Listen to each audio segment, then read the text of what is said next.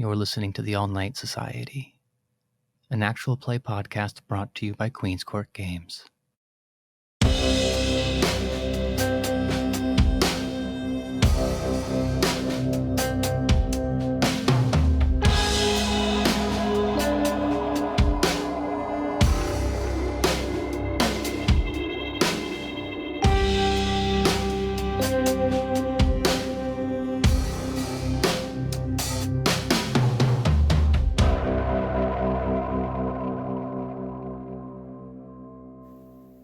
We begin with Anastasia. At the Duchesky Manor, things are significantly quieter, less intense. At the very least, no one is throwing things, I don't think. One of the very first things Ivy told you was to stay out of the room, that Alex needed his beauty rest, but I imagine that fell to the wayside pretty quickly. If nothing else, Ivy's not home all the time. Yes, I've definitely been in and out of Alex's room. Currently, I am sitting on the edge of his bed and I'm playing Catskiddle. And we've been having a lovely conversation about my recent dreams. Yeah, so last night, and then it all ended with this avocado talking to me about like the map to the treasure is found within the basketball. And I think I'm so close to figuring it out. Alex remains still and battered beside you. You've had a few opportunities to see what happens. You know they've been bringing him back blood from various sources. Occasionally, Ivy feeds him directly from her wrist. Other times, Maya provides a bag, something for him to find succor on, despite his torpid state. Yeah, I've been a vampire for a while, but this entire process is not familiar to me. I don't understand exactly what's going on, but I do know that nobody has been providing Alex with company. And so my part that I'd like to contribute is just to talk to him. Important question for me, is Alex talking back? Sometimes. We had a very interesting conversation the other day about the Star Wars original trilogy. And it was pretty intense, but he's got some weird things. Like he's got some facts wrong about what he remembers. Like he was mentioning something about how Darth Vader's helmet was pink, but I definitely remember it as being green. Maybe that's just wishful thinking on his part. Yeah, probably. Downstairs, the door opens. Miss Lugassi returning from a trip to the corner store, we'll call it. You've brought something for Alex this evening. What are we having for dinner? According to the bag, a excellent vintage O negative from this year, so I assume it's still good. Sometimes you go out, you want a dry-aged ribeye, a nice potato, some expensive vegetable in truffle oil. Some days you just go grab some McDonald's and shove it unfeeling into your gullet. Alex is torpid. He's not going to be able to complain. If he does, I feel like I'll have something to say about it. This whole nursemaid thing is getting old very quickly. Yeah, Calamity made out of the room pretty quick once you got home. Ivy had some kind of Tremere business to handle if the wax seal was to be believed. And it seems like they both thrust this responsibility on you without giving you an opportunity to say no. Typical. It's not the first time it's happened. It's just, I wouldn't want them to feel entitled to my time and energy, or take it for granted, rather. I don't know that they're taking it for granted, but circumstances being what they are, I can see how some things would slip through the cracks. Anything for the team. Well, there are two ways to handle work you don't want to do. You can put it off until the very last minute, or you can get it out of the way immediately. In this case, I can't imagine Maya wanting to saunter about the mansion carrying bags of blood. Whatever business you have to attend to the remainder of the evening, it will probably be easier with empty hands. Absolutely. Besides, once it's done, then I can get on to doing the other things I need to do with my day. Evening. Upstairs, then. Yes. And that is where you find Anastasia. How's the cat's cradle going? really fun. I offer it to Maya as she walks in. Anna, I'm literally holding a bag of blood. The last time we tried this, you jostled it out of my arms. We could try your foot.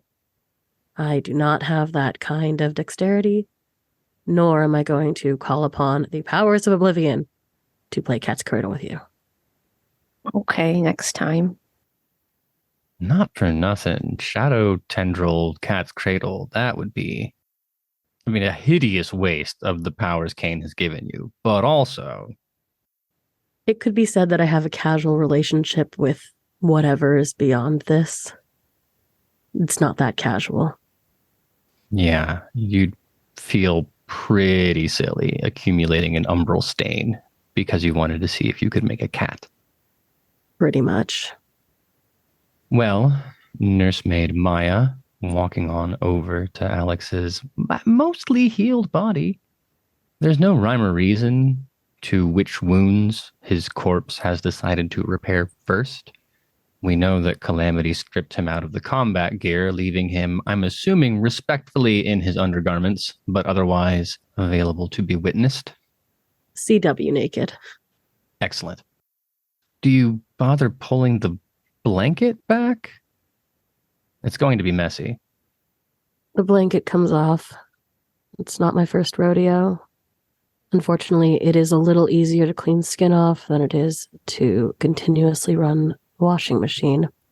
Yeah, I wasn't there for it, but I'm guessing Ivy was not happy the first time those linens came out. We're just going to dye them sort of a rusty brown and pretend this never happened.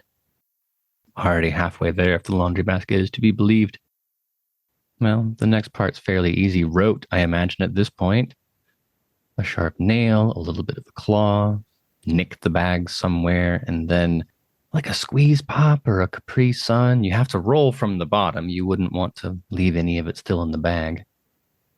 One of the great things about dying at the time I died is I do happen to have some excellent nails, all natural.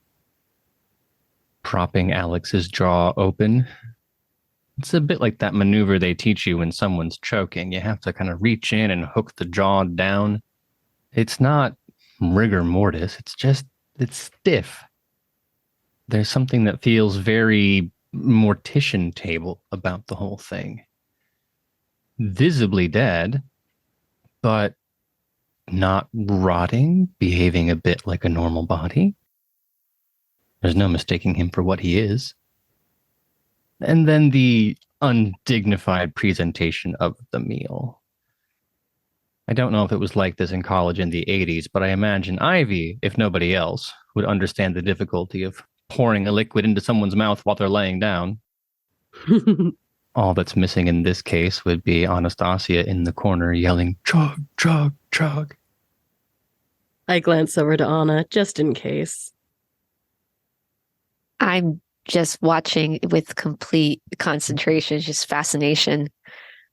I'm watching the jaw unhinge and just being like, that's a lot. That's I can't even drink that much in one go. It's not the first time we've had to feed a pack member. No, and with your luck, also likely not the last. God forbid. Aside from the cold macabre horror of pouring the bag blood into Alex's mouth, you also get to experience the sound. It's, for lack of a better word, I think this is the most appropriate word, squelchy. I turn to Maya. Am I allowed to, swab a taste of the blood you're giving him? I've been swiping Anna away every time she does this, but sometimes kids gotta learn. I'll give her the last drop of what's left in the bag. You can lick the bowl. I do. And immediately, all of my excitement just drains from my face. And I just start spitting out whatever moisture I can from my mouth. Just, oh, this is so nasty. Are you trying to murder me again? No, I would do that with fire. Oh, I'm imagining a face a bit like when you give a dog hot sauce and it just can't stop trying to lick the flavor away, and like the eyes blinking, head kind of tilting back and forth, fundamentally confused by the existence of this substance. Can Kindred cry? Because tears would be streaming down my face. They definitely can. It's just more blood. Oh, okay. yeah, and if you keep misbehaving, I'll make you smoke the whole pack, kid. Ugh. It's a shame you can't drink water to clear that out, can you? What have we learned? Don't like my cooking. You know what? I'll take it. As repulsive as that is, I don't want to lose sight of what it's like to watch a body mend itself. Maya, you've probably met Azamis in your day. I don't know if they've ever let you watch, but if so, it would call to memory this process. Anastasia, you've lived a very privileged kindred life, have never had to worry about this kind of thing. But Alex's body, it's roiling in a Cronenberg kind of way. This isn't a cute little educational gif of cell division. This is finger-like tendrils of skin reaching towards one another over an open wound, tangling themselves up, twisting, rising a bit like a loaf of bread and fast forward on a baking show before flattening back out. So you get the squishy sound of skin stretching back to where it belongs, but then also occasionally the snap of a bone being tensioned back into place as power beyond your understanding knits all the different little bits together as the marrow spills out and is then slurped up and regenerates. You can see the sucking chest wound of a collapsed chest cavity inflating a bit like a balloon, and then all the ribs just crack, snap, pop back to form a rib cage. At one point, there's a bicep the werewolf had done a marvelous job tearing at, so you get to see the muscle fibers come together. And then, almost as if the body's trying to balance itself, you see the left bicep shrink down as the right one fills up, and then that's too big, so it settles back in, wobbling a little bit like a jelly. Is that what's been happening the entire time? It happens faster after we feed him, but yes. Holy moly, that's so gross. It's fascinating to see it on a full body scale. It's a bit like watching a body decompose, but in reverse. And also brought to you by Guillermo del Toro. Aren't you happy that I did my own recovery in private? I choose to believe that has nothing to do with Maya wanting to spare other people the indignity, and everything with Maya wanting to spare herself the indignity of it being witnessed. Absolutely. Your jaw looks good, though. Thank you. I just had it done. Well, one bag of blood is enough to slake one hunger. That is a single rouse check's worth of healing for Alex. So I think it's safe to say that unless you're interested in making repeat trips to the definitely not legal blood bank I'm assuming you withdrew from, that there are other bags that need to be fed. I reach into the Chicago hospital tote bag I have at my side for this very occasion and continue the process of feeding the baby. For what it's worth, I do offer Anna the dregs of the other bags just in case. I am glaring at the blood bags, and I face them with a lot of distrust. A lesson is learned. The damage is irreversible. Sometimes you have to let the kid touch the stove. I just wanted to make sure the lesson stuck. I am very much convinced that Alex just has awful taste buds. Well, you're right, but not for the reason you think you're right. Have you seen the way he dresses? True. I do have some morbid curiosity, and I'd like to do a little experiment if possible. There's only one person in the room who can stop you, and she's not paying super close attention at the moment. Okay, if I'm watching the muscles like sort of just grow back together, I'm curious to see what would happen if I dangle a little piece of string in its way. Like, does it just accept it as part of its body? Have you ever had stitches? Yes, when I was alive. You know that after a certain point, the wound is healed enough, you can go and get the stitches removed, but sometimes they leave one behind. I always just thought they dissolved. Well, some do. You have better health insurance than I do. Point is, sometimes an individual stitch or a piece of stitch won't dissolve correctly, or the wound will heal over it. And then over time, you can actually watch in a time lapse that piece being pushed out and rejected by the body. It itches something terrible if you're alive. So the string, yeah, the wound will heal around it at first. It has more important things to do than consider the presence of the string. And then in a very accelerated manner, you can see it get tangled up, woolen fibers with muscle fibers, and then rejected from the corpse. Well, I was cackling, and now I'm just more disappointed. For what it's worth, I do watch that happen with Anna. That is disgusting. You've seen worse in the Sabbat. I know, but it's still cool to watch. Alex, for your part, not able to watch it, but you can make a rouse check for me. That is one success. Oh, well, I have good news, because that means the last of your wounds are healed. Wakey, wakey.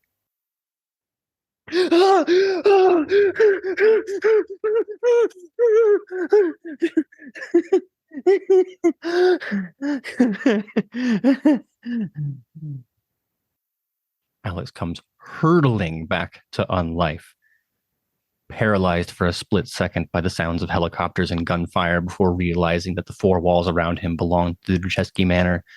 Or maybe that thought hasn't occurred yet. Maybe walls are enough to separate him from the wilderness from which he was almost peeled from this earth. And then once that initial shock fades away, when he realizes that there's a modicum of safety, that's when the hunger strikes. Where's the blood? Where is it? I can smell it. Where is it? It's a rhetorical question. He's not asking permission. He knows where it is. He can see the bag. He can see the bags on the floor where Anna has dropped them. He can see the bags that remain in the tote. Alex, you're not going to let Maya get in your way. Maya, for your own safety, stand aside right now. I appreciate he asked first. Like I said, it's not my first rodeo, not my first pack member I've had to bring back from the dead. I get away from the bags and grab Anna's arm to drag her along. Sprinting backwards with some urgency, I imagine the violence of the gesture shocking to Anastasia's small form, but for good reason. When a vampire arises from torpor, it is with just enough hunger to maintain a semblance of self-control. But if blood is available, they will immediately fall upon it. And if blood isn't available, they will find the first thing they can feed on. In this case, putting the bags between themselves and Alex is what saves this resurrection from leading to another funeral. Alex, you dive into the bag. There's nothing dignified or quiet or simple about this eating. Your only objective is to get the bag open. It doesn't matter how. And if at the end of that, you end up dragging your tongue across the plastic on the interior or scooping a fingerful up from your chest where it's dribbled down from your jaws, fangs open, that'll do. I feel in my head this abyss, void. It's just like pain, but scratching from the inside out, not outside. And my tongue just starts probing, and I start devouring, and I can feel it dripping, warm, sticky. It's so good, one after the other. I need it. I can't stop. No, go. It's mine. It's mine. How many? 4, 5, 6? Doesn't matter. I can feel it filling me, making me back to myself. Back to myself. I'm back to myself. I'm back to myself. I'm back to myself in my underwear.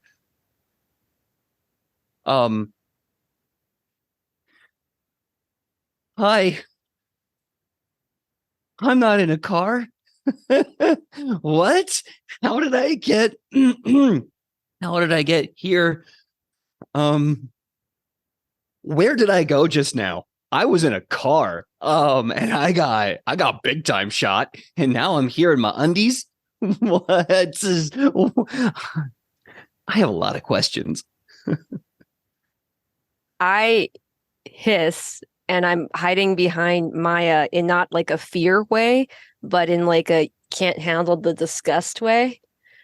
And I just turn to Alex and I just say, You're a freak. Hi, Anastasia. Sorry, I'm a freak.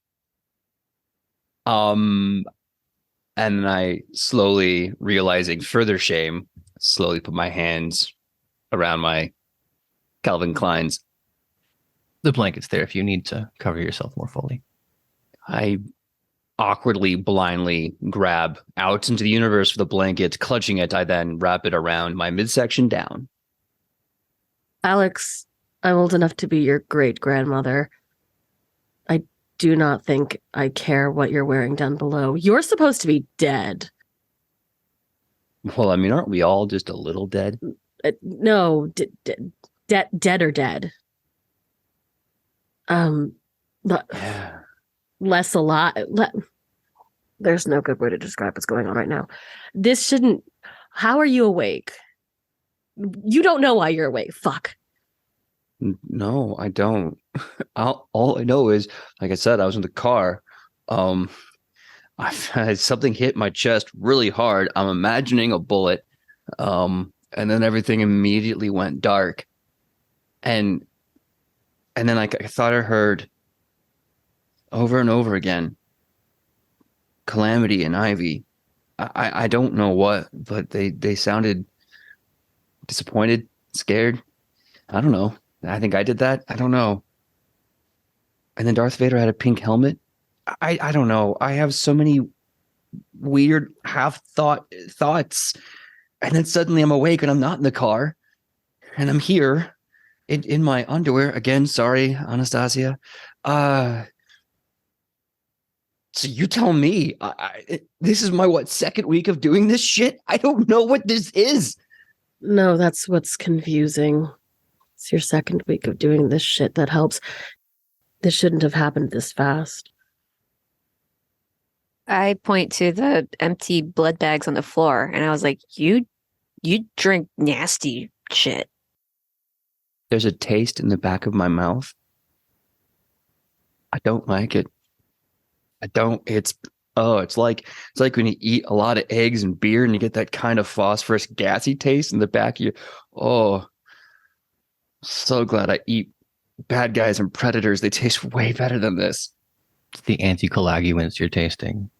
Whole human blood is only good for about 48 days, but that's if you find a way to keep it from sticking to itself and clotting up. How is it both metallic and chalky? Ugh.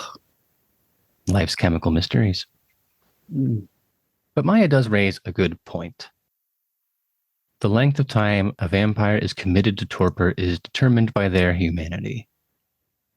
And for a baby vampire, made a few mistakes, maybe ate the wrong person when they woke up, not mentioning Alex's names, you'd expect the curse to claim them for about 2 weeks. 1 week if they're a really good person. It's only been a few days. No one's that good. Apparently that's not true. Alex, I don't know how to ask this without getting into some really heavy shit right away, and I don't want to burn out this brain cell you've got. Are you a man of faith? Christmas and Easter mostly. High Holy Day. Fine. Not for nothing, you should not be awake this early, even though Calamity and Ivy brought you back in a terrible state. You really shouldn't be walking. I've never seen anyone get up this fast. I start taking a bit of a mental inventory, hearing that, thinking about it. So wait, what you're saying, Maya, but I'm hearing what you're telling me. I'm a super bruja. A supra. That's the dumbest thing I think I've said today. But it's true. I'm a super bra. No, it just got worse. That's so cool, though. No, it means that somehow you found a moral code you're happy to stick to a level that you actually benefited from it. Do you understand what that means? Yes. Oh my God, yes. It means you're a good fucking person. Yeah. It's weird. You go your whole life just trying to do your best to do right. And then some weird universal scale finally weighs in and tells you did a good job doing good. It's kind of weirdly validating. Oh my God. I'm so disgusted. You go your whole life needing to promise yourself that karma's not real and we're controls of our own destiny. And I'm standing here with someone who tells the future and a person who has now just sort of proven that morality does actually come with benefits. I mean, vampires don't normally embrace people like Alex. Part of being an acceptable choice for the embrace is being a little morally flexible. I didn't even think it came with that. Most of us don't get those options. No, your upbringing is a little bit different. The Lasombra tend to choose people who they know can make those kinds of decisions. Alex, it appears, isn't even aware that those kinds of decisions are options. Oh my God. You're sitting here in front of a half-naked, bloody cinnamon roll of a human being. I'm sitting next to a bloody half-naked fucking saint. Oh God. I peek out from behind Maya. I told you my lock combination. If you're a good person, you better not tell anyone. Apparently he won't. Okay. I'm fine then.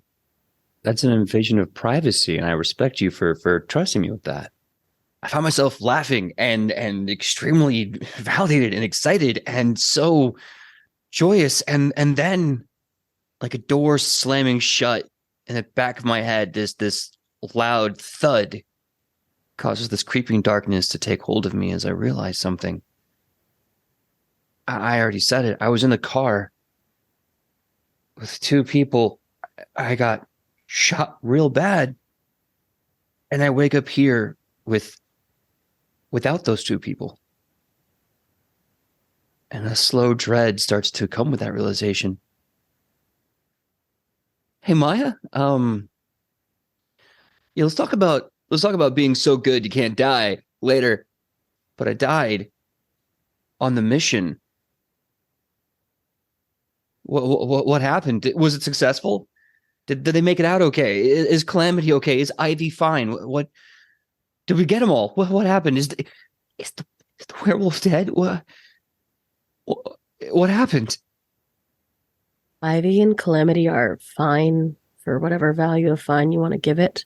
Calamity is missing most of her torso. She will get it back, I assume, much like you did. Ivy is...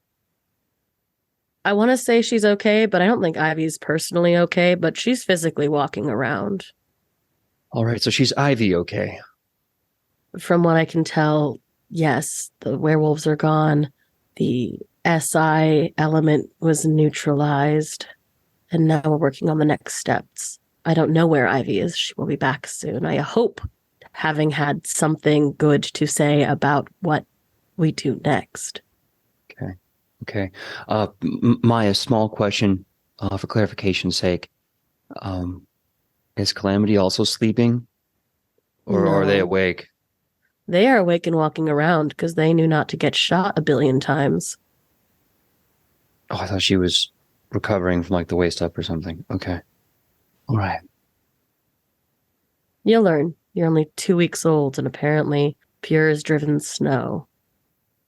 That's what a good, healthy diet of Chicago Catholic guilt and superhero Americana gets you, I guess. A better variety than broadly Jewish guilt. More refined. Why don't you put on some clothes and we can talk downstairs? Okay, yeah. Yeah, I'll get dressed. I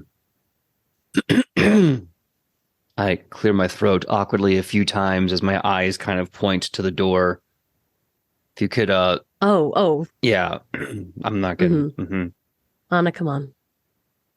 For what it's worth, I am glad you're awake. I follow Maya out with one more suspicious glance at Alex, and then I hiss, and then I follow after Maya. As they leave, I hiss back very, very weakly, just a little, and then I turn around and I drop the sheet as I look into my closet, and I just kind of smile. I can't help but feel some elation to this. Under my breath, I just say, super bra. Feels good to be alive, finger quotes. Feels better this time, that's for sure. Well, at least you know it's not required to murder someone after waking up. Yeah. You know, the plus side is no horrible aftertaste in the back of the mouth. That 6-bag deep flavor is not good right now. Now you understand a little bit why it's so hard to maintain humanity. Now I understand that Maya has a great amount of things to think about, that Alex is no doubt overflowing with questions. Anastasia, probably a little bit of both, a combination of curiosity and mysteries that need unwound. But can't imagine Maya's going to take that on alone. And if nothing else, you'll want to wait for Ivy to figure out what's happened, divide up the explanatory responsibilities, but also not cover any ground that will later require retreading. With that said, then, let's fast forward a little bit. I doubt Ivy and Calamity will be arriving at the Dujeski Manor simultaneously. We've pulled that trick once. There's a juxtaposition that we experience where the mood inside the Dujeski Manor is a bit celebratory. Confused, but celebratory. And that does not likely match the expression on your face. No. Given the conversation that was just had and the implications therein, I feel a little heavier than usual. Goddamn court politics. It's bigger than the court now. It's bigger than politics. You've got 600 years of continuing existential threat to kindred existence. I mean, the 90s were good. Clinton gutting the intelligence community. They were all just kicking back, doing Cold War stuff. It's a new millennium now. Literally billions of dollars spent on creating an infrastructure designed to track and find people like you. And I can't even get the hell out of Dodge before the hammer comes down. No. The stakes are high for you personally, and that's before we consider how you feel about Alex, how you feel about Ivy. I feel like you might be okay with Maya dying. Not excited, but if you had to pick one. Oh, I will say, Maya has a wit that I admire. I'll say that much. It is one of her redeeming qualities. I imagine then that there's a bit of trepidation as you walk up the steps to this porch that has become familiar to you over the last few days. A hand reaching out for the door, wondering if Ivy is inside, wondering if hers are the first eyes you will meet, and you will have to call upon every last one of your duplicitous faculties to hide what Rosa has told you to hide. Did I ever tell you that my poker face is shit? No, not directly, but I can see your character sheet, so yeah. Son of a bitch. I wonder how quickly that tension will dissipate when you open the door. There's apparently a team meeting. You see Maya, you see Anastasia, you see Alex, and you don't see Ivy. It seems for a moment you'll have to replace one set of conflicted emotions with another. As previously stated, my poker face is shit. So there is a moment of unbridled shock on my face when I look up and see Alex Scott in the flesh, walking and talking, and, well, not breathing, so to speak. And then a little bit of that weight that I felt, it lifts off my shoulders a little, and I'm more relieved than I probably care to admit to myself. I'll walk over with my usual sideways grin. Hello, puppy dog. Hey, Cal, you're back, and I'm back, and we're all okay, and in one piece, and you're in one piece. They told me you were like destroyed in half or something, and then you were walking around. I don't know. I'm just glad to be here. Oh, there's a whole story. I don't know if you've ever seen what shrapnel does to a torso, but I have not gone down that YouTube rabbit hole yet. Maybe later. Yikes. Doesn't need to wonder that hard. You're standing in front of him. I'll kind of lift the corner of my t-shirt and show him one of the nice little, it's like a divot a little bit, like where some folks who are muscular have those, like that line. It's that, but it's definitely like jagged and looks like a piece of metal that someone popped out with tweezers. It's unsettling, but I'm kind of proud of it. I can't lie. My initial reaction is to poke it, but I catch myself halfway. My finger has the jaunting and then the retreat. Respectfully, of course, and looking at that, I just stand up and I whistle. Damn, it's like you got your Ryan Reynolds right there, but it's a wound. Also, holy shit, you're badass. You took a whole grenade to the chest. What was that shrapnel from? Oh, that's a big whole other story that we should probably discuss at a later date.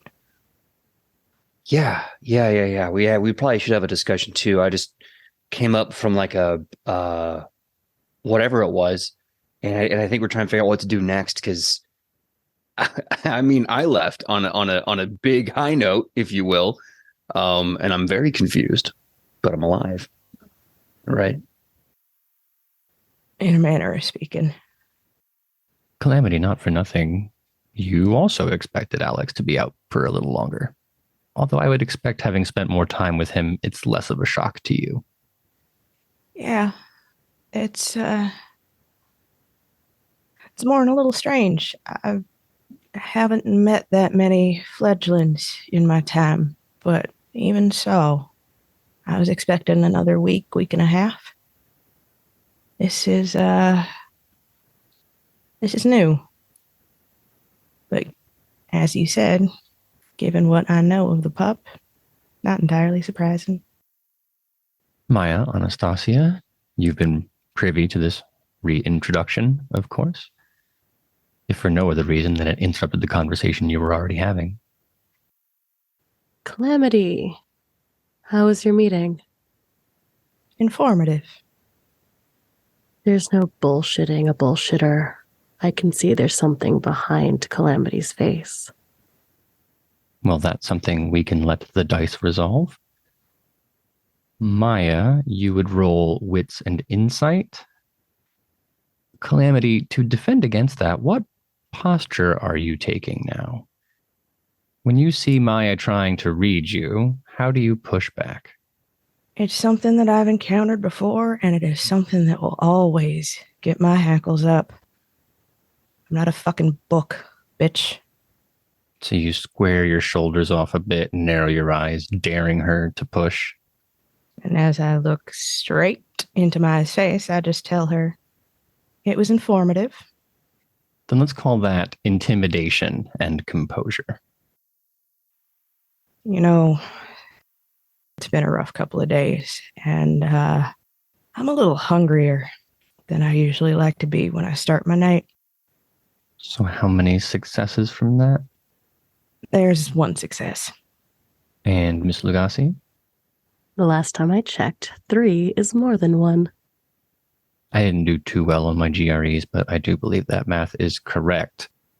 Unfortunately, Calamity, that means you are at the risk of a bestial failure, so I will let you decide which of these things occurs.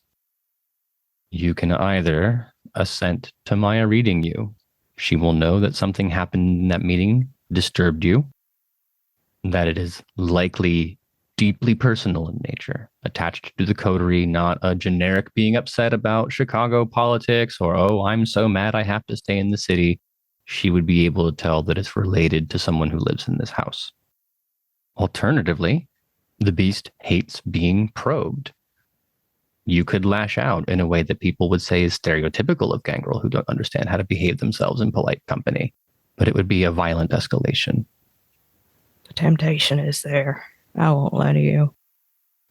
This high top bitch thinks that she can just pry into me on a whim. And there's a moment where I feel my fangs pushed to my bottom lip, and I feel like that itch in the tips of my fingers as my nails come to claws, and then I square my jaw and bite my tongue, because if there's one thing that I'm very good at, it's that. Self-control in place of poker face. That being said, then Maya, yes, you've been in enough business meetings with people who have things to hide, who show up with a weak contract and are trying to bully you out of the room with a lawsuit, or you know they're lowballing you, or you know they brought an ounce when they said they only had an eighth. Calamity is hiding something from you, and it's something that makes her afraid on a personal level. We don't have to talk about it now if you don't want to, but the safety of the coterie includes my own safety, and I'm disinclined to let that sort of information stew. The safety of the coterie does rely on sharing information. I wouldn't want anything to happen to any of us. I wouldn't want anything to happen to Alex because you were keeping secrets. It's going to take a good few minutes before that tension diffuses in the room. If there's one thing most kindred learn, either because it is explained to them by their sire, or they learn a hard lesson with one of their elders, knowing when to walk away before things get worse is a survival skill. As I said, you don't have to talk about it now if you don't want to. I'll check in later. I'm sure you will. We, after all, are all waiting for Ivy to return before digging into the conversation proper. Despite how pleasant it feels to be among your peers, little conversations about thaumaturgies. From what I understand, you're getting along fairly well when you realize it's time to stop having fun and go back to work. It's been a breath of fresh air. There's really nothing like being able to talk shop, as it were, or just relate to another intellectual about the same sort of topics. You could add Maya, Calamity, and Alex's brain together and they wouldn't have as much to talk about. No. And I imagine that there would be lots of conversations about Cat's Cradle and other such inane ramblings. This has been a delight. Well, try not to let your disappointment be obvious when you return to your home. We all have our responsibilities, do we not? Keep saying that. I understand you wear them on your shoulders as a badge of pride, or epaulets of pride, I suppose, if they're on your shoulders and not your chest. Mm-hmm. But Alex and Calamity and Maya seem to be doing just fine, enjoying life without so much weighing upon them. Yes, well, it's only because one of us is managing those things. That's true. You seem to keep inheriting responsibilities, even ones that I don't think clearly are your own. I gave a pass to Alex if for no other reason. The prince has commanded you, and you're a good girl. But Maya and Calamity, that's something a little different. Certainly all of Schmendrick's messes, the things that Josh has thrust into your lap. What's your excuse there? I suppose because I am attached to them tangentially. They are part of this group, and we all rise and sink together. Calamity's here in the city for a time. She was here for the job, and I don't know how long she'll be here after it. Maya, I think I'm stuck with Maya, unfortunately, until she's sent out of the city, if for no other reason than because she's attached to the now La Sombra Primogen of the city, and I have to keep up the good impressions. So I have to keep the La Sombra Primogen happy, which means I have to keep working with Maya so long as that's what the Primogen wants. It's all about duty. She may be irritating, but allies are allies. Hard to find. Well, do as your mother told you. Stiff posture, square shoulders, smile on your face. There are guests. Yes, and when you have house guests, you have to tend to all of their needs, right up until they leave. Well, you see Calamity having returned. That will no doubt be a cause for conversation later. Maya and Anastasia still in one piece. Alex's wounds look exceptionally well tended to. There's a look of shock on my face, I think is the best word for it. And I just cock my head and say, "What? Alex?" Ivy, you're alive. Well, you're safe. It's so good to see you. Last I remember, we were in the car, and then those guys shot me. Like I got shot really bad, and then I woke up. Again, I'm so sorry. I was apparently in my underwear. Hey, we're not doing hugs, right? Ivy, that's your kid. No, because he should still be out, so that can't be him. You should be so proud to find out that you're raising a goddamn saint. No, it has to be blood magic, right? Like the Charles thing again. Do you think that I am capable of the kind of goddamn fucking blood magic? No, but it could be it could be another is it? It's really you. You're really up and moving around right now? Yeah. I mean, I'm sorry I let you guys down out there. You know, next time I'll try to do better. I'll just do better. But yeah, no, like I was out for like days. I mean, that's insane. I think. Not enough days. 3 days. Congratulations, Mary. Is something not complete? Did I miss a wound or? I don't think anybody in this coterie has ever seen me look as confused as I do in this very, very brief moment before I realize that I'm giving off that look of confusion and try and wipe it off my face to get back to business, because this is astonishing. I have never known a kindred to enter and exit torpor in 72 hours. That is not, mostly unheard of. But not unheard of. And it shouldn't take that long for the confusion to recede and the truth to emerge. You're a scientist. If there is one specific set of circumstances that could lead to Alex being awake, no other alternative explanations, seems to me that we know the answer. We do, yes. It's still just a surprising result. Not one that you're expecting. We could test this, of course. Throw him into torpor and then see if he wakes up in 3 days and if it was actually a thing. I don't think that people are going to be up for that level of testing, but we'll just have to go with the information we have now, I suppose. If nothing else, you don't have to wait a few more weeks for that big old smiling mug to follow you around. I really liked being able to get out of the house.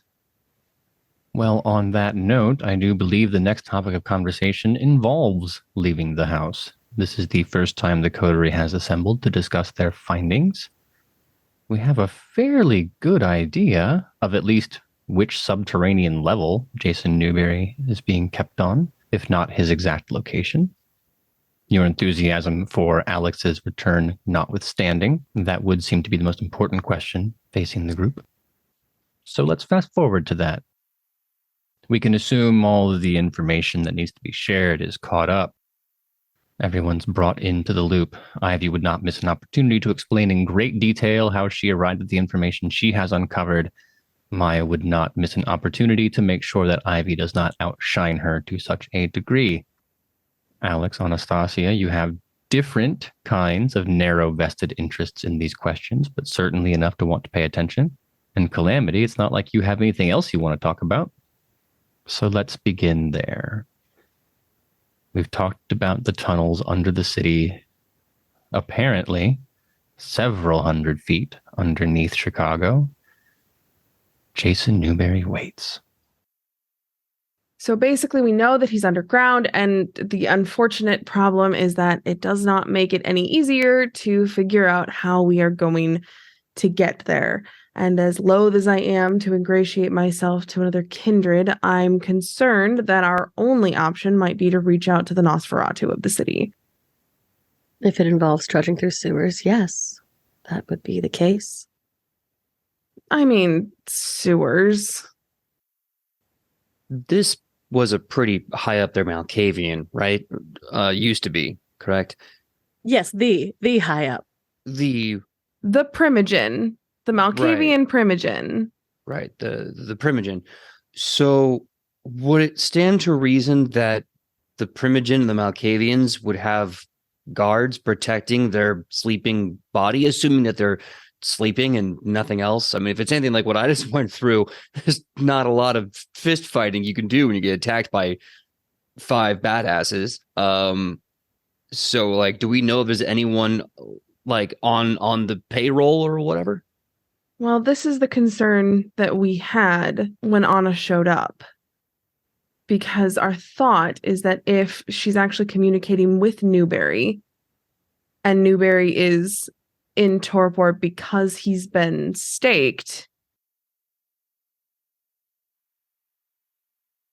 when you get staked, Alex, you remember, you were paralyzed, but you were still cognizant of what was happening around you, right?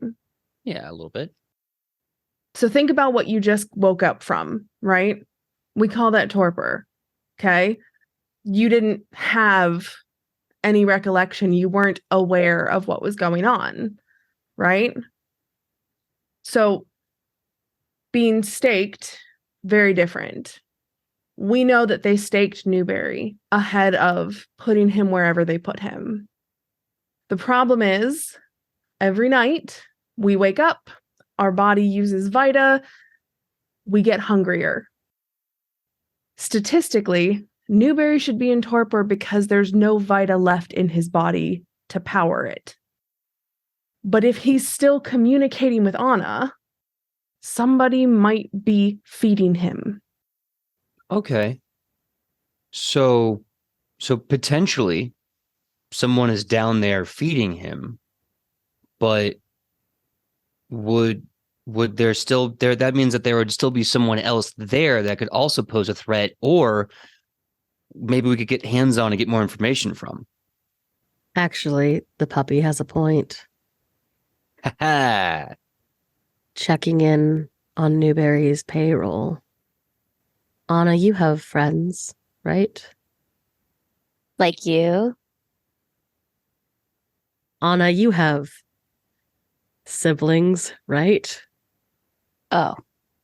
Yeah.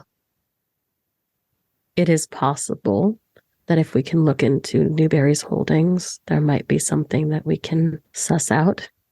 Maybe he has an assistant. I can't imagine we can stage construction in a similar area.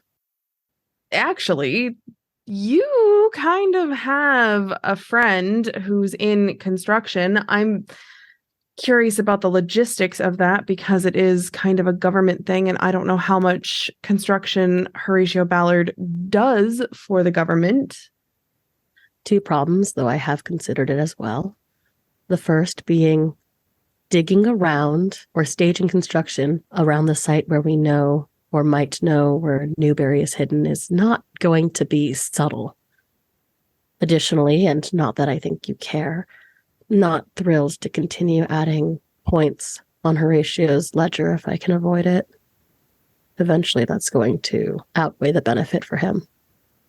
Nevertheless, good to have options. I have an idea. We maybe if we play ukuleles on the boat, it would magically lead us, or maybe like the vibrations of the music notes would pinpoint the location. Is that a thing? Is that a metaphor?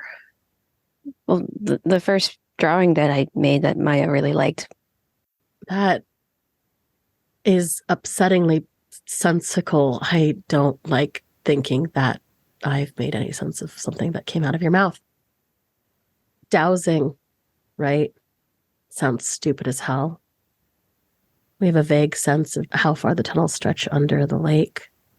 We may get an exact location if we throw Anna on a boat, let her sniff it out. Okay, whoa. I look, I get it. I get that I'm like a little puppy dog here. I'm a little baby, but I mean, come on. I think we're trying way too hard to make this way too complicated. Look, we're trying to get in the sewers. They do ghost tours down there all the freaking time. I can easily just slip away from a ghost tour after getting access, and I'll just He-Man a grate off the wall. Like, this isn't rocket surgery here, people. Maybe I'm wrong, but I think we can just keep it simple, sweetie. I need to know immediately.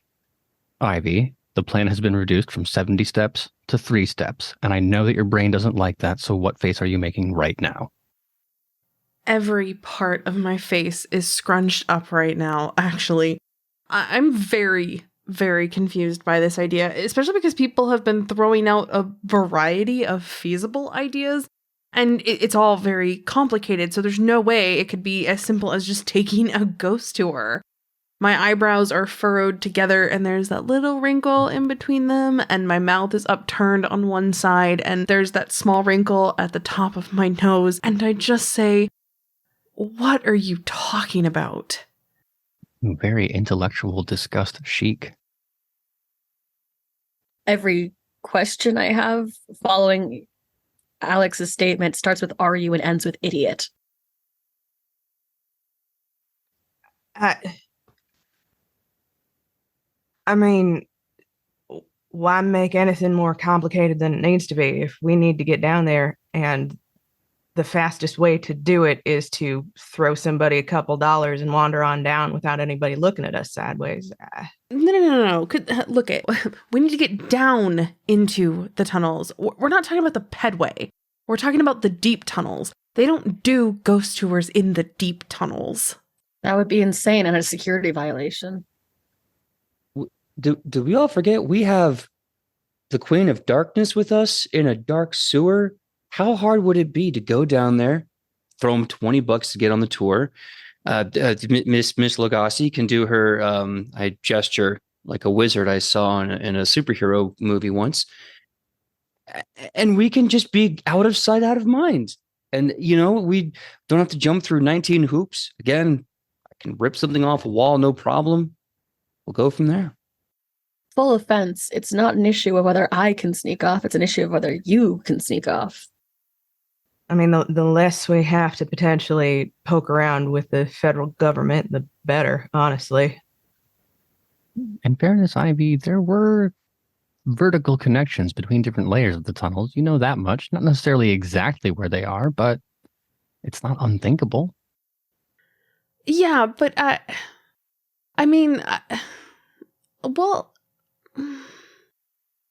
hold on. At this point, I'm going to grab all the maps and stuff because now I have to see, can we get to where we need to go? Check the ghost tours, figure out where they pop in. I don't know, maybe there's a slim chance this has legs. I need to put the puzzle pieces together. Just give me a second. Speaking of gestures like a wizard, as Ivy rearranges the papers and starts drawing, it looks ritualistic almost, fingers tracking this way and that way across the paperwork. I'm going to hang my head a little bit and then turn to look at Alex. then slowly turn my head to look at Maya. Ivy, I fucking swear, please don't say it. Look, it would stop you from having to talk to Ballard and further indebt yourself. I'm not saying we hop on a ghost tour, but... Oh, no, we should totally go on this ghost tour. It would be kind of cool, though. I'm a little curious, I'm not gonna lie. I am not paying for a fucking ghost tour. Yes, okay. What I'm saying is it should not be very difficult to find out how they get into the tunnels that they tour through, and for us to avail ourselves of said entrances as well. And then, and I'm going to hold up the maps and point to different access points, there are a few different ways we can go, but it's not the quickest way. But it's not the worst way. So, ghost tour. Oh, no, not just any ghost tour. This is the ghost tour. I glance at Alex. You've been thinking about this for a long time, haven't you? Ever since I was living? Well, Pup, now I'm kind of curious. What is this special ghost tour exactly? I can feel the excitement rising in my chest, and I know that it's probably not going to be helpful because I am just 2 tail wags away from an info dump. So I stop myself and I say, it's really cool. And I don't know if this conversation is conducive to the deliberations at hand. All right. Why don't you tell me about it later then? It's so cool because it's in the sewer, but like it's where all like the gangsters used to do their stuff. I'm telling you, it's. Oh, sorry. Nah, I did it again. Anyway, please continue, Ivy. I am completely ignoring this conversation and packing up all of the maps. Now that we have a new plan, it's time to go through and make sure everybody has updated copies of the plan. I have a lot of work to do, and it does not involve talking about this ghost tour. Well, we went from overcomplicated to undercomplicated.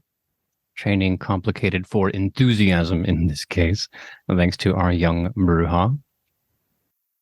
But the night is still young for Maya Lugasi. Are there last-minute preparations that need doing? Surely your responsibilities, if not to the coterie, then to yourself, do not end with licenses and EPA reports. They don't. I just have one last loose end to tie up. Does that loose end have a name, an address? You're going to have to give me some more information to go off of here. She's upstairs. Oh, that one. She's a liability. I can't take her with me. I don't want to risk having anyone interfere with us now. If this is about the whole me insinuating that Jason Newberry might take control of Anastasia like a pawn and then use her to kill all of you, that was just hypothetical. I don't know if that's going to happen. Well, fortune favors the prepared, and I refuse to be caught unaware at this point. I mean, that might be the most Maya Lugasi thing to do. I understand. The more important question is going to be, will Anna understand? She's not going to have a choice. Well, she hasn't struck me so far as the person who cares a great deal about having agency, but that was before we were on the cusp of discovering, of pulling back the curtain on the single most important figure in her life and unlife. But hey, why wait to find out? This isn't a question we have to ruminate on. We can answer it right now. As we head upstairs in the Ducheski Manor to find Anastasia doing... What are you doing? I'm playing with more string. Where do you keep getting it? I don't know. Sometimes I just pick at clothes, turn it into yarn, there's stuff flying around. This place is huge. There's a lot of things. I like the idea that there was once a very expensive knit sweater somewhere in Ivy's closet, and now it is yards and yards and yards of spiderwebbing cat's cradle. There's a spider-like quality to the room at this point, I'm sure. Are we still at the point where you knock before entering the room? Were we ever at that point? I will today. And then we begin with a knock on the door. Anna? Hello, best friend. Hi, Anna. Small question for me. Scale of 1 to 10. How difficult is it for Maya to make out Anastasia through the various spider webbing strands of yarn? I feel like I'm in Mission Impossible somehow. For kids. Oh, well, that question settled. Please continue. Anna, I need you to get your things. Okay. It's going to take a while, though. So I have a lot of things. What are we doing? I'm like bundling piles of yarn in my arms as I'm talking to her.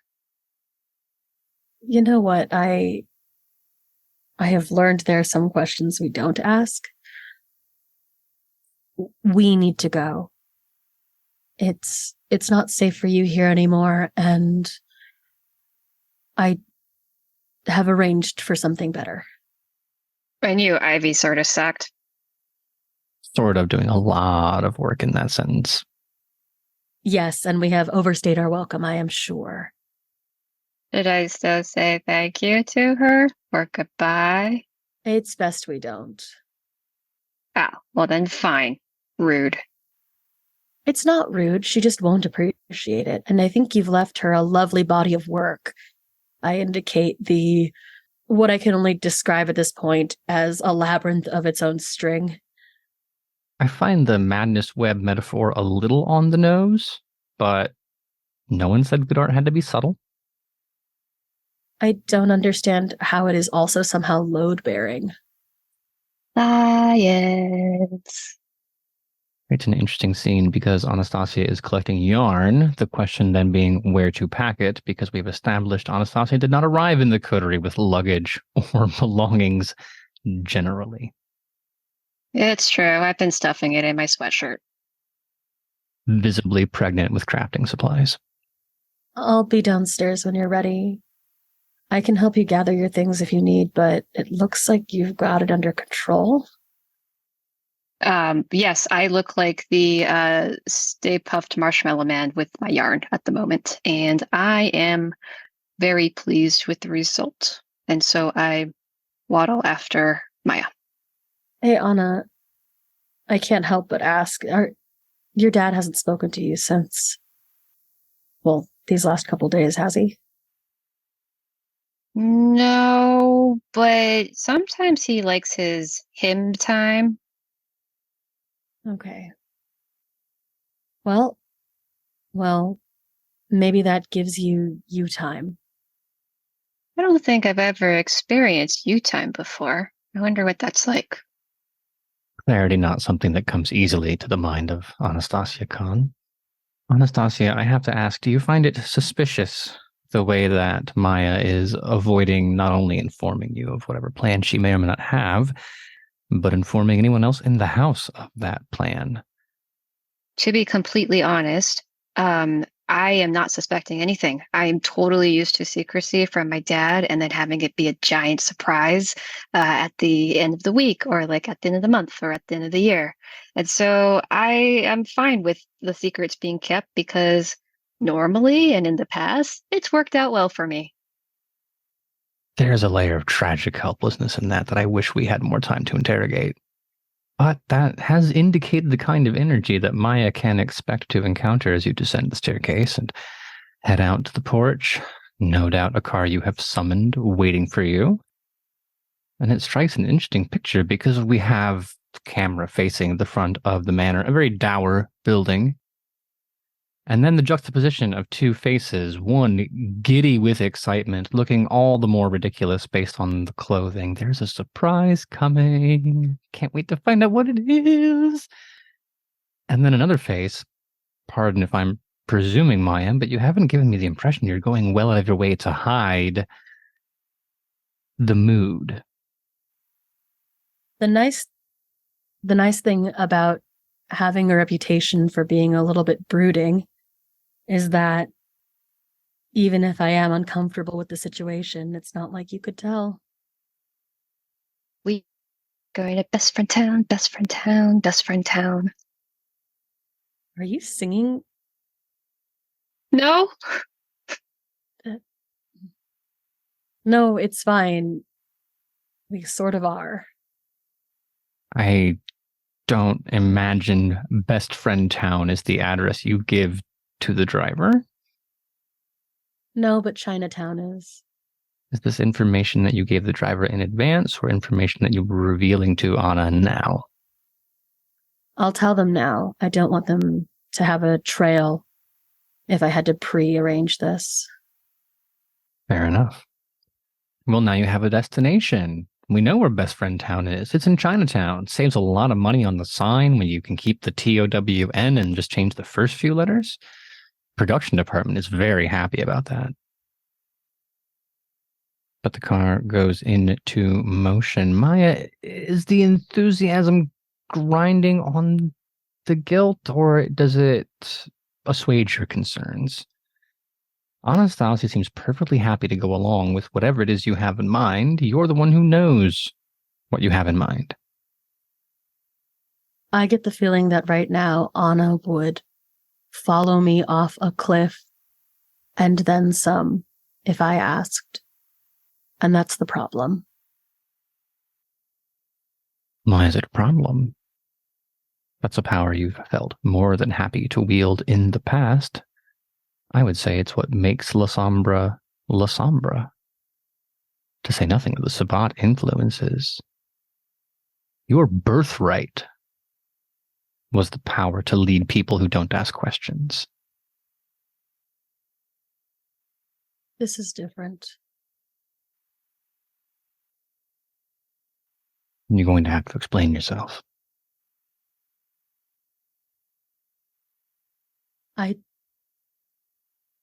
I don't know that I can. But have you read of Mice and Men, Storyteller? Mm-hmm. She doesn't know any better. A simultaneous cruelty and kindness.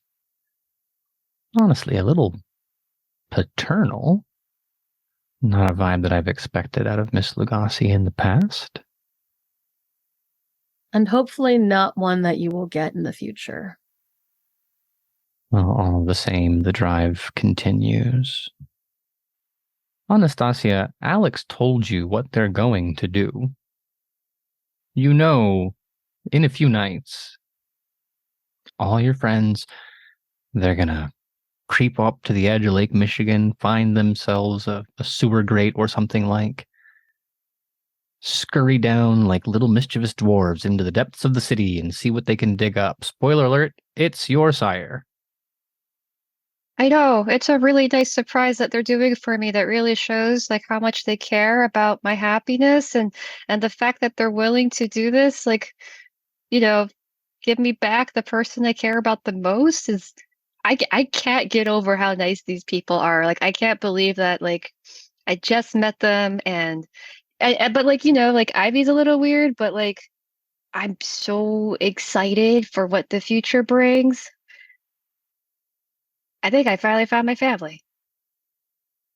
I know in my heart of hearts, what my imagination is telling me is that Anastasia is sitting next to Maya and then just bubbling up with that energy, a bit like the energy of a child who can tell by the dimensions of the package that they're going to receive the gift they asked for. There are only so many things that are Super Nintendo shaped. Once my dad is back in my life, it's going to be like Christmas every day. Well, I'm sure your desire to keep things secret Maya appreciates that Anastasia is opting for quiet childlike enthusiasm. In on the joke, kid. Doesn't need to talk about going to Chuck E. Cheese's. I know where we're going. I don't need to make a big deal. But you know what? You worked really hard on the surprise, Maya, and I don't want to like ruin your part of the excitement by telling you I know where we're going. I do my best to reassure Anna, but I don't know that I'm a terribly reassuring presence on the best of days. You weren't when you were alive, and it's only gotten worse since you died. Your particular shred of Cain's curse makes you constitutionally incapable of being reassuring. I give her the weakest smile because it's the most genuine I can conjure right now. A moon that will have to suffice until you arrive at your destination. Rent, like everywhere in Chicago, quite expensive, but a nice little studio in Chinatown, not out of reach. I'll open the door for Anna. The car is prepaid for and pre-tipped. And point her inside. Pre-furnished. I don't know that Anastasia would be able to tell the difference between a place that has been assembled via corporation or one that you had done up for her. If anything, I suppose it's the art that gives it away. They always have that very generic, bland, middle-aged white woman decor, calling to mind a very specific color palette and a very specific type of live, laugh, love chic artwork. They may have overdone it on the beige. And curiously, a lack of streamers. I have to say, Anastasia, so far as the headquarters for Operation Rescue My Dad goes, it does not seem dressed for the occasion. Simultaneously, a lack of balloons and streamers, but then also a lack of master plans on the wall.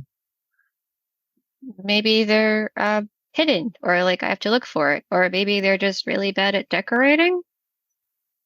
I step into the apartment super excitedly, and the first thing I notice is like a big painting of a giant baby on the wall, and it's just staring at me, and I feel a little confused because, like, I really think that my friends have my best interest in mind, but I didn't expect them to have such terrible taste.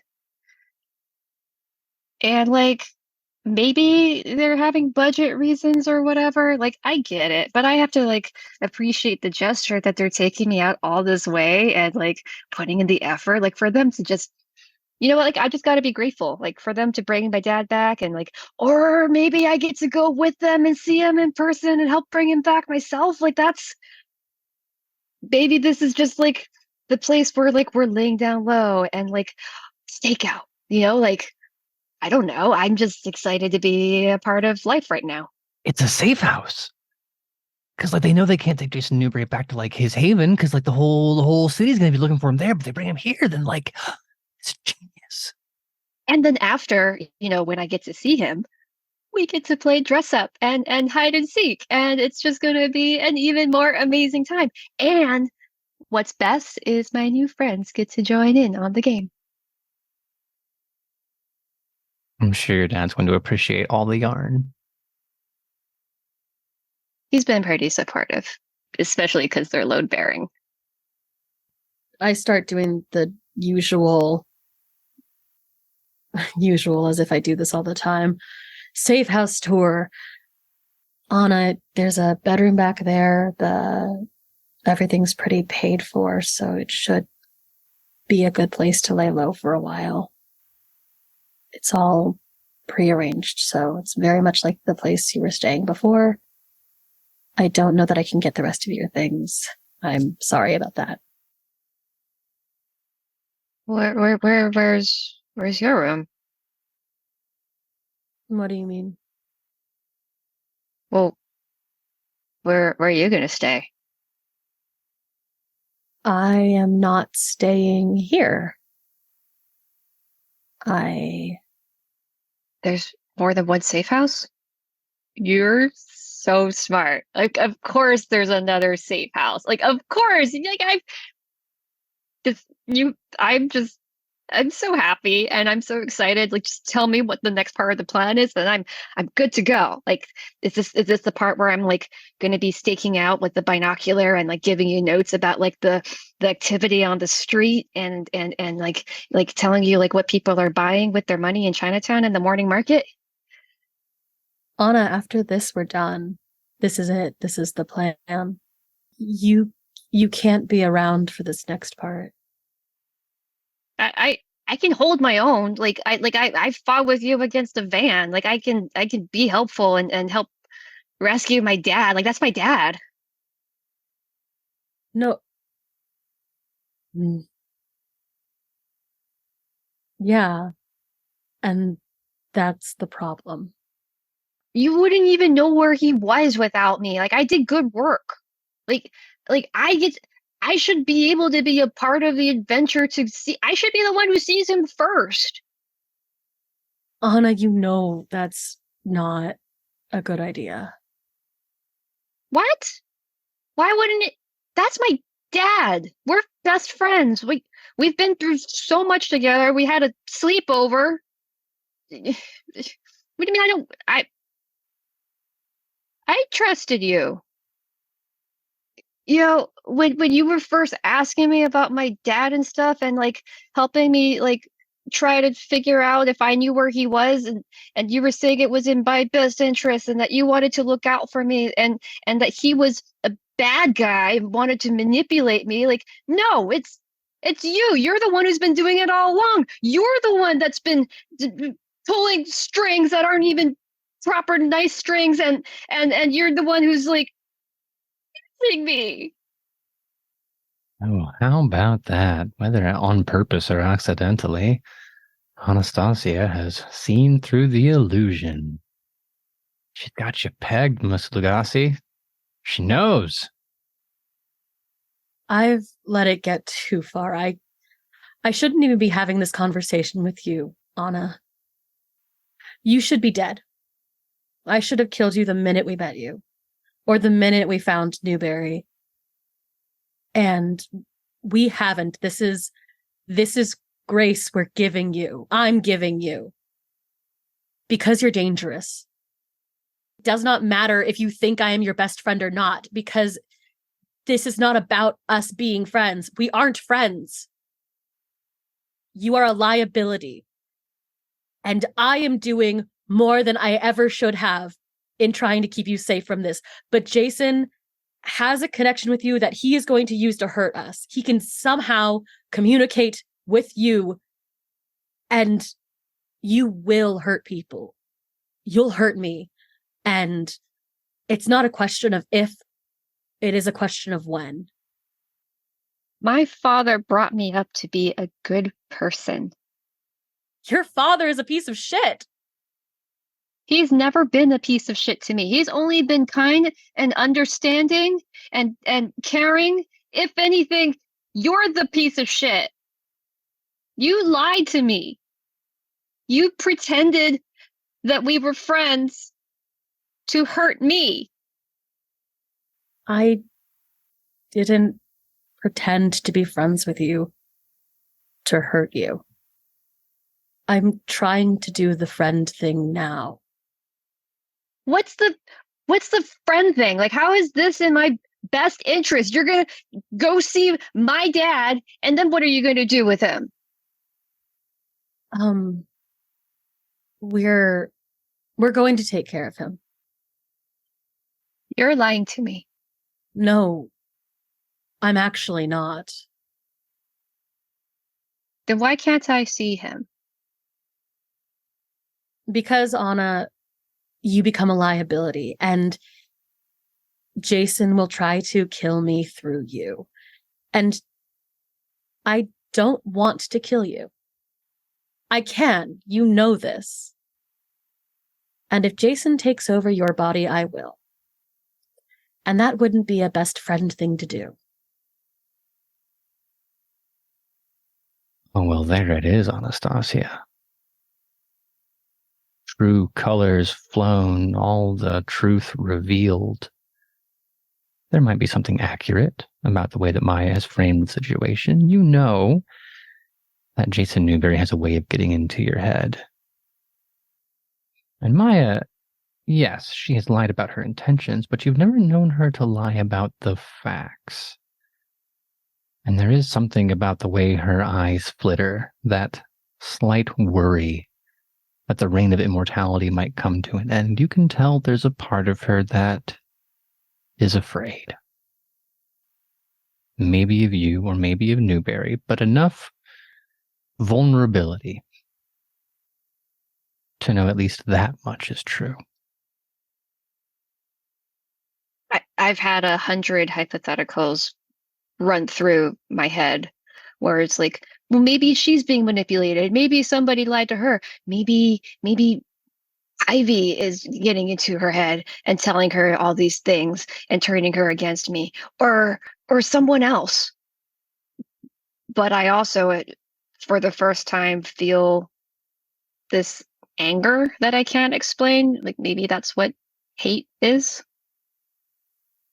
Regardless of whether or not you're able to label it, that does sound like a terribly large amount of emotion to be trapped in such a small body. Where does it go? Out. A scream. Primal. A sound that humans don't make but vampires do. A fury that only the beast can enable in you. Blood curdling. Wrenched from your throat by the pain of betrayal.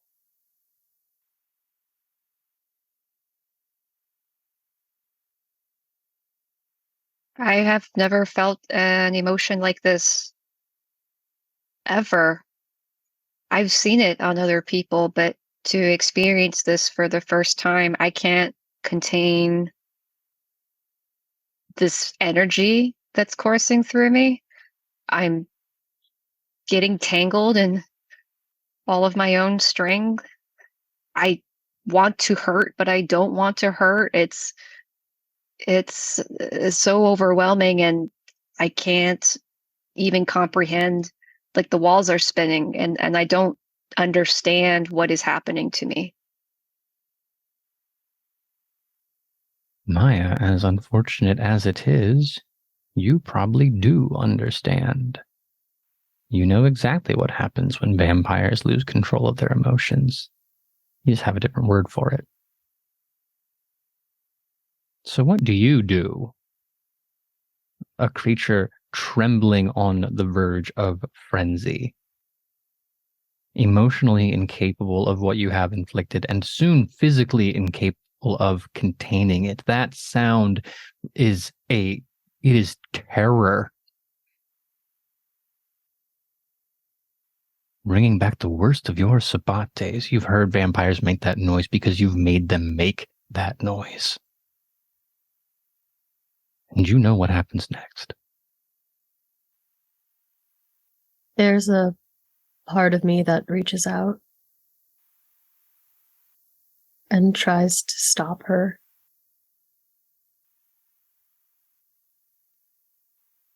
A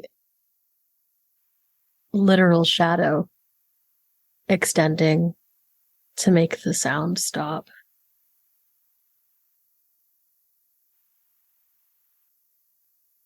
Because that's what needs to stop, right? The sound. And I catch myself right before I can do any real damage, or before I can do more damage than I've already done. A modicum of restraint and a rare mercy. Something you shouldn't tell the other Lasombra about. Maybe you were right all along. The correct move after having made your report to Sierra and found the information that you required would have been to snuff this little candle out. To end the line of Newberry's progeny, the entire city would be thankful. And yet even now, when there has never been more clear a reason for you to follow along that plan. The shadow dissipates like so much smoke.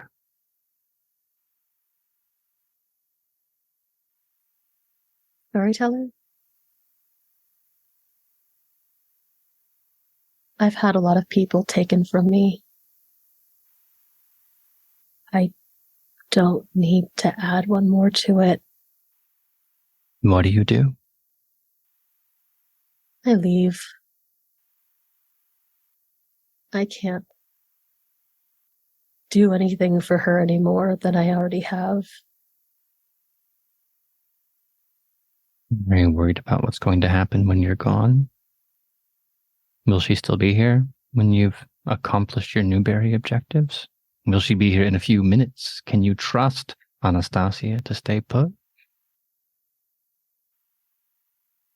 Or are you worried about that at all? Is that a problem for future Maya?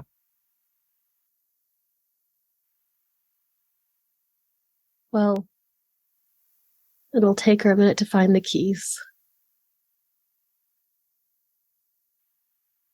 How very ironic that your adventure with Jason Newberry began at an asylum and now apparently ends with you locking a cell of your own. Zion liberated. Anastasia Khan confined. It's hard to say how many minutes will pass between Maya's departure and Anastasia when you begin to regain some semblance of your senses. When the familiar leash of self-control wraps itself again around the thing that animates you every evening as the sun sets. The screaming stops. The faint, almost heartbeat, not real. Your heart hasn't beaten in a long time, but the physiology still makes sense. You can feel what it should feel like in your brain, but even that too will pass. And then it's the quiet. Being alone. Not only physically in this place, but also in your mind. No Alex to chitter away with. No lurking threat of a lecture from Ivy LaRue. No best friend betrayal from Maya. No across-the-room curiosity from Cal. Just once again, by yourself. At least, until the silence is interrupted by the sound of an ungreased hinge, a door opening slowly, intentionally, cautiously, from the front of the apartment. And eventually, when your eyes deign to peer out from the bedroom you claimed as your own, you will see a woman standing in the center of, we'll call it your living room. She's tall, more than 5'10" by the looks of things. Brown hair that hangs straight off of her shoulders, flowing down the front of her chest. Bangs cut, razor straight, just above her eyebrows. And she's sizing you up with the greenest eyes, taking the full measure of you even as she says nothing. I notice her, but don't really want to engage at this moment. I feel resentful and sulky, but I wouldn't want to admit it. And I just mutter to myself, some safe house this is if my ex-best friend can't even make sure strangers walk in. She tilts her head. You can see her chewing on that statement, digesting each word for its dictionary perfect meaning, and allowing the result to percolate like an equation being solved. Oh, dearest me, no, I'm terribly sorry to interrupt, and I can tell that you're in no state for lectures of any kind, but if I may correct 2 small inaccuracies in the statements you've made so far. First, I assure you this house is much, much safer now that I'm inside of it. And second, we are not strangers. Do you know my dad? I did, for a time. It is with the most careful motion, the utmost of restraint, that she reaches forward with long nailed fingers to pluck one of the loose strings off of your shoulder and let it drape towards the floor. Who are you? An old friend. Someone who's been watching your case with the utmost of interest. An old correspondent of your father. Many things, I suppose. We'll have time to go through the details later, but for now, you can call me Erictho. And she extends a hand. When's the last time you ate? I swallow thinking about it. Not in a very long time. Well, Anastasia, as a gesture of good faith, what do you say you and I go find a bite? And I'll answer all the questions you have. I'm still a little hesitant, but I know when I'm cornered, and I know that it doesn't even seem like I have much of a choice. Into the streets of Chinatown. There are dangers for reasons that no one has ever bothered to explain to you, in part because the kind of Chicago don't entirely know why vampires tend to go missing in this part of town. And there's no reason for Anastasia to know that her visitor is one of the most powerful Tremere in the city, operating outside the chantry and at times in opposition to the prince. But it's a funny thing when a relationship ends when you think you have a friend and find yourself alone. That is when, as people, we make our worst choices. You lose a good boyfriend, so you find a bad one. You lose your best friend, so a work buddy will have to do. Never mind the things that they've done to wrong you. The need for companionship overrides judgment when the hurt is deep enough. That, for now, is where we will leave Anastasia, soon to be privy to a great many mysteries, both of her condition, of her father's condition, and of the vampiric lifestyle altogether. But questions though she has, the answers will have to wait. Because that's a story for another night. You've been listening to the All Night Society, an actual play podcast brought to you by Queen's Court Games. If you enjoyed your stay, be sure to subscribe on your favorite podcast app. For more content, including exclusive art and audio, follow us on Facebook or Instagram at Queen's Court Games, or on Twitter at Queen's Court RPG.